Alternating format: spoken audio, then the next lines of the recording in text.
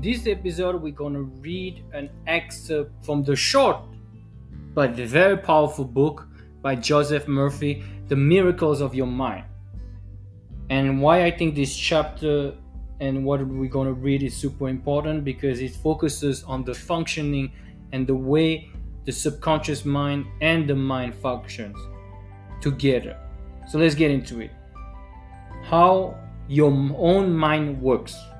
Man has only one mind, but he has two distinct phases of functions of the one mind. Each phase is characterized by his own phenomena, which is peculiar to itself. Each of these minds is capable of independent actions as well as synchronous action. We call one the objective mind, because it deals with external things, and the other is the subjective mind.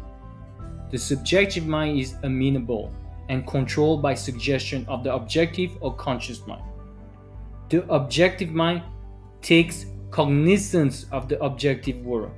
The media of observation are the five physical senses. The objective mind is your guide in your contact with the environment. We gain knowledge through the five senses.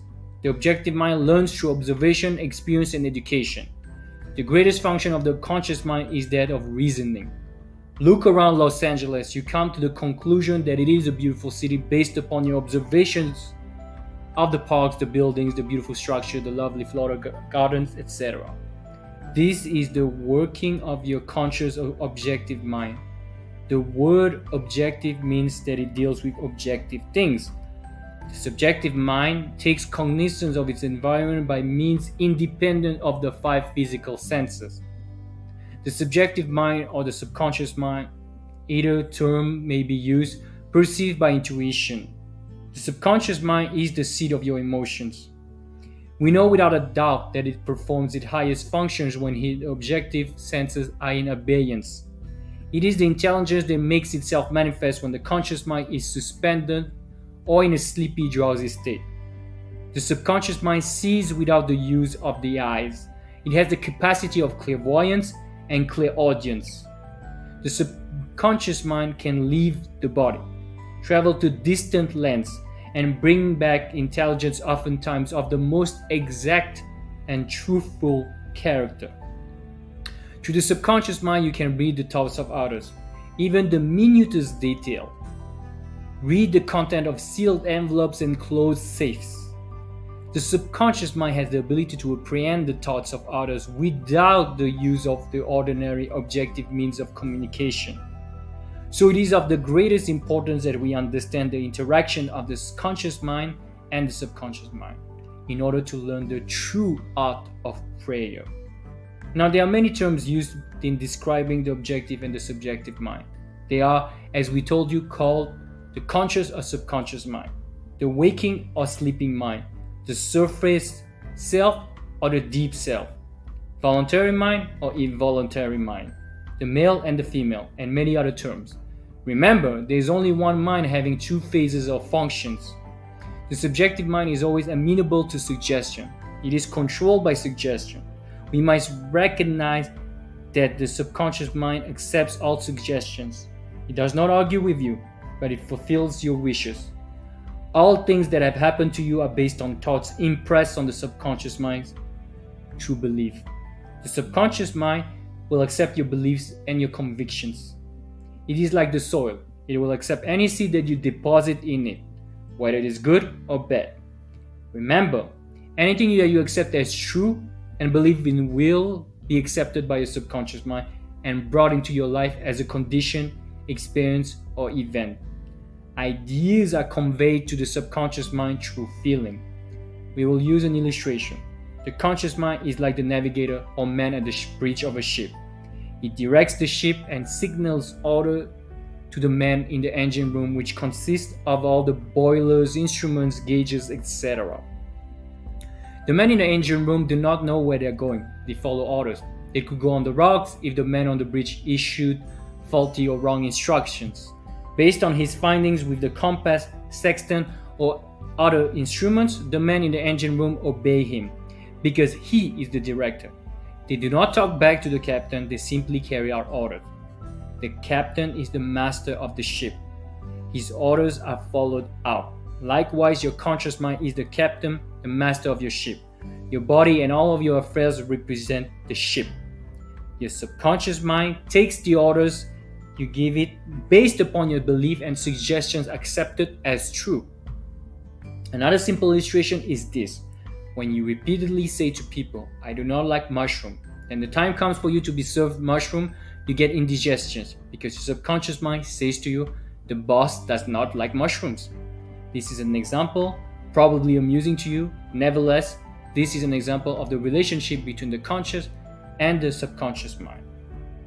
When a woman says, I wake up at 3 o'clock if I drink coffee at night, whenever she drinks it, the subconscious mind nudges her as if to say, the boss wants you to wake up and stay awake tonight. The heart is called the subconscious mind in ancient allegories. The Egyptians knew that the heart was the subconscious mind, but they did not call it by that name. The Chaldeans and the Babylonians called it different names. You can impress your subconscious mind, and your subconscious mind will express what is expressed and impressed upon it. Any idea that is emotionalized or felt as true will be accepted by your subconscious mind. If you want a healing, for example, get silent, relax, breathe easily, immobilize your attention. Think of the healing power within your subconscious mind. Affirm that the organ of your body is healing now. As you do that, there must be no resentment or bitterness in your heart. You must forgive everyone. You can repeat this healing process 3 or 4 times daily.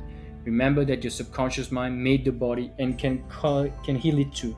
People are constantly affirming the healing of an organ or a part of their body. Then 10 or 15 minutes afterwards they say, oh, I am getting worse. I'll never be healed. I'm incurable.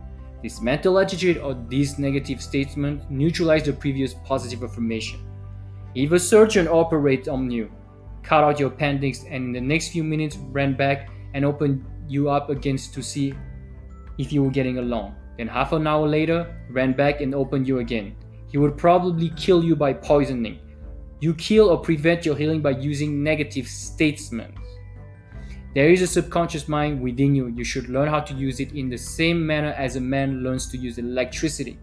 Man controls electricity with wires, tubes, bulbs, plus his knowledge of the laws of conductivity and insulation, etc. We must learn about the tremendous power and the intelligence within us and use it wisely. Many men are beginning to realize the true importance of the subconscious mind. In business, many men are using it to achieve success and promotion. Edison, Ford, Marconi, Einstein, and many others have used the subconscious mind.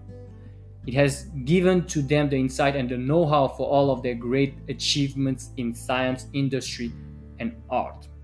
Research has shown that the ability to bring into action the subconscious power has determined the success of all the great scientific and research workers. There is tremendous dynamo within you, and you can use it. You can be completely released from tension and frustration. You can discover the abundant energy within you, enabling you to energize and vitalize all parts of your body. We are told, for example, that Herbert Hubert declared that his most important ideas came while he was relaxed or working in the garden or going for a walk. The reason being, when the conscious mind is relaxed, the subjective wisdom comes to the fore. There are oftentimes inspirational uprushes when the conscious mind is completely relaxed. How often have you wondered at night what the answer to a particular problem was, and you turned the request over to the subconscious mind? It gave you the solution in the morning. This is the meaning of the old adage, night brings you counsel. If you want to wake up at 7 o'clock in the morning and you suggest 7 o'clock to the subconscious mind will wake you at 7 o'clock on the dot. A mother may be nursing a sick child and she falls asleep, but before she goes to sleep, she suggests to the subconscious mind that she will awaken if the child's temperature goes up, and when he needs medicine or perhaps cries. There may be a thunderstorm going on while the mother sleeps, yet she is not awakened by the storm. However, when the child cries, she is immediately awakened. This is a simple function of the subconscious mind. And there you go. That is the first chapter of the excellent book by Joseph Murphy, The Miracles of the Mind. I hope you guys like it. I hope you guys understand it. If you have any question, please leave them in the comment. Share, like, and comment. I do appreciate any feedback, any like, any comments, etc. Anything goes. So please let me know, and I'll see you very soon. Thank you so much for listening.